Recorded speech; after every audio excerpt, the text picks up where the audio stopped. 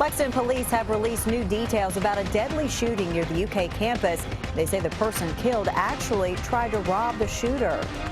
I will not call a special session. Governor Bevin raises the stakes as Kentucky lawmakers try to reach a budget deal before the legislative session ends this week. A Central Kentucky boy says an important lesson from his mother helped him get away from two strangers he claims tried to lure him into a van.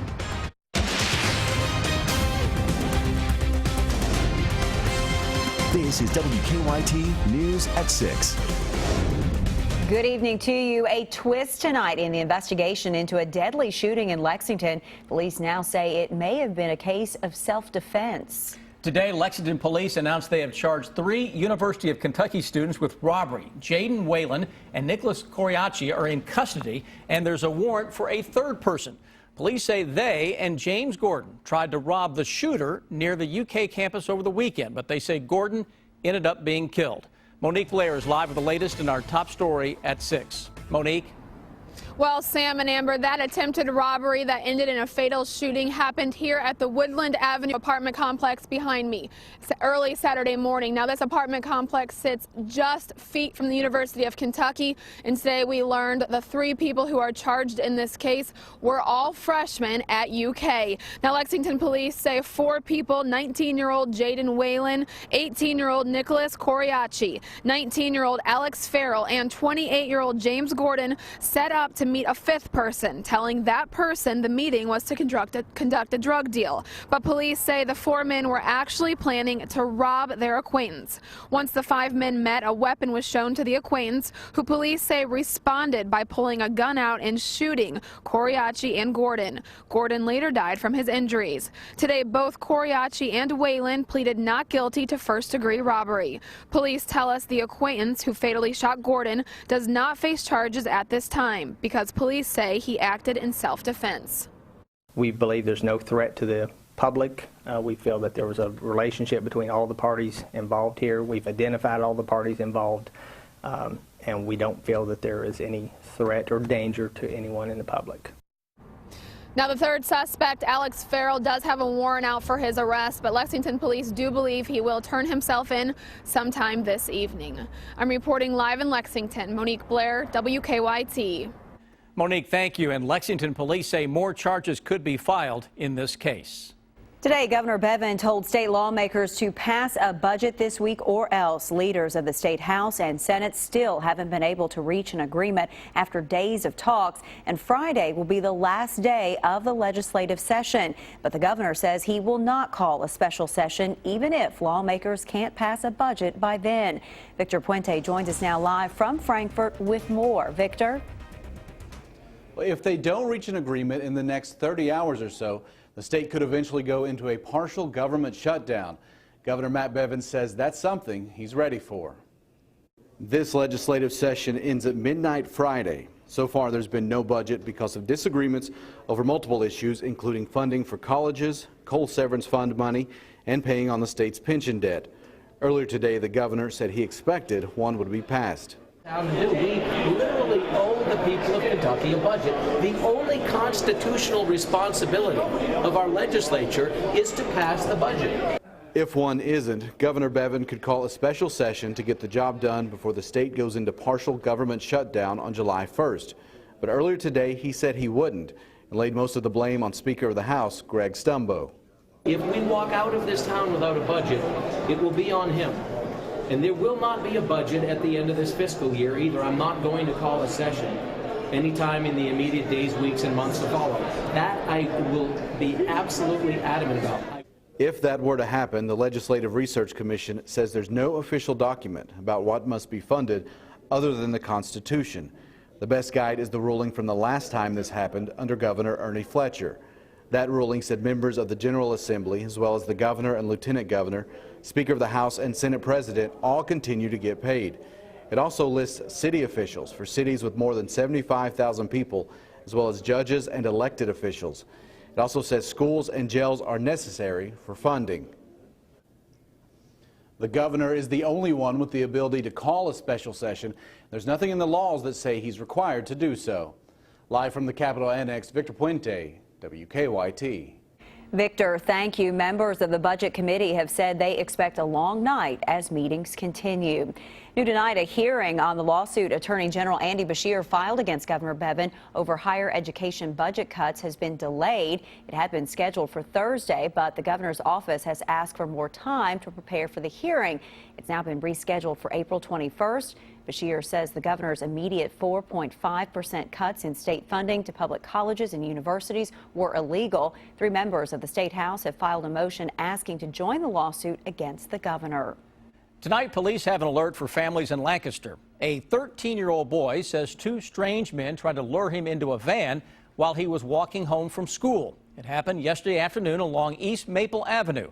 The boy says he ran off and the men drove away. And he says an important lesson from his mother helped him. Sean Moody talked to that boy today. Lancaster police said this incident really highlights how important it is for you to teach your children to be safe. 13-year-old Caleb Johnson says he was walking along this sidewalk when a van driving along Maple Avenue next to him pulled up. He said he could sense something was wrong and he knew exactly what to do. Denisha Johnson's a pretty protective mom. You always got to be on alert. That's what led her to come up with a password system for anyone picking up her son, Caleb. She said you can never trust people, and she made us a password and everything for us to use in case that happened. That came in really handy yesterday afternoon.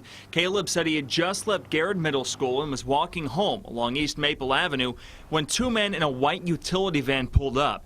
He remembered that lesson from his mom. And they said, your dad sent us to come pick you up, and I said, what's the password? And they sped off. He said it was pretty scary. I didn't know if they were going to jump out there and try to kidnap me or anything. So I just ran home after they sped off. It's been terrifying. When he got home, I just grabbed him and cried. Just the thought of what could have happened. Lancaster police will increase patrols around schools, keeping an eye out for that van. The chief said all families could learn from how Caleb and his family handled the situation. But I'm glad I had drilled that into my children to know, stay away from whether it's on foot or a vehicle, and ask for a password. Now, the Lancaster police chief said they have gotten several tips from people who said they saw similar vans around town, but so far, no concrete leads. In Lancaster, Sean Moody, WKYT. Police say they're looking for a white utility-style van with a dent on the rear right side and a bent antenna with electrical tape on the passenger window. Cooler air has moved into the bluegrass, and it looks like tomorrow could have a frosty start, but warmer temperatures are on the way. Chief Meteorologist Chris Bailey has an early check of that forecast.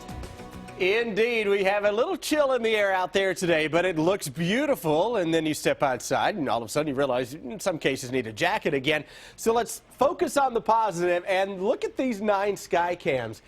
Hard pressed to find a cloud in the sky anywhere across the entire region. Yeah, we'll see a little bit from time to time, but you get the idea. Overall, very, very nice. Temperatures this afternoon running roughly 10 degrees colder than normal. A lot of mid-50s showing up across the bluegrass region. 54 Lexington, Richmond. A little warmer southeastern Kentucky with a pocket of some low 60s showing up. If you're out this evening, we'll drop it into the upper 30s by 11 o'clock, and then it's game on for some low 30s later tonight with a touch of frost tomorrow morning. All of central and eastern Kentucky under a frost advisory. Even some freezing temperatures possible in those colder valleys of northeastern Kentucky. A lot of our tender plants and vegetation, we've had those covered up just about every day for the past couple of weeks. So give it one more night and then spring begins to show up. We'll track that warm pattern with a brand new hour-by-hour forecast that'll take you through the weekend when I come back in just a few minutes. Chris, thank you. He is accused in a massive disability benefit scheme that investigators say used fraud to get $600 million out of the government. But today, a judge allowed an Eastern Kentucky attorney to be released from jail as he awaits trial. Eric C. Conn faces 18 charges. He had to use his more than $1 million home to secure that bond. Hillary Thornton has more on the conditions of Conn's release.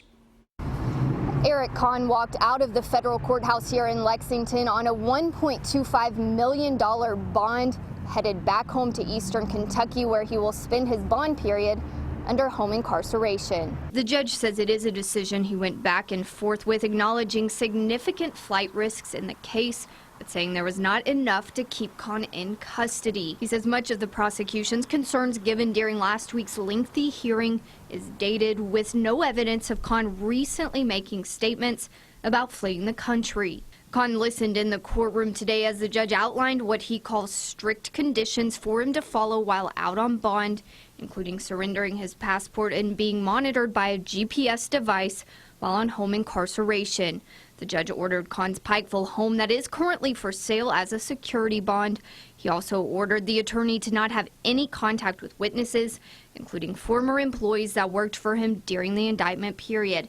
Now he can talk with his current employees, including his mother, unless they at some point are identified as a witness in the case. Conn is not to leave his home unless pre-approved, and he is to stay within the Eastern District of the state. When leaving the courthouse, he did not have any comment on the conditions now in place, which do include banning him from his office in Floyd County, as well as from working on claims involving benefits. Conn's attorneys accepted the conditions with the understanding that they will be back in court for another hearing after Conn complies for some time to seek reduced conditions. In Lexington, Hillary Thornton, WKYT.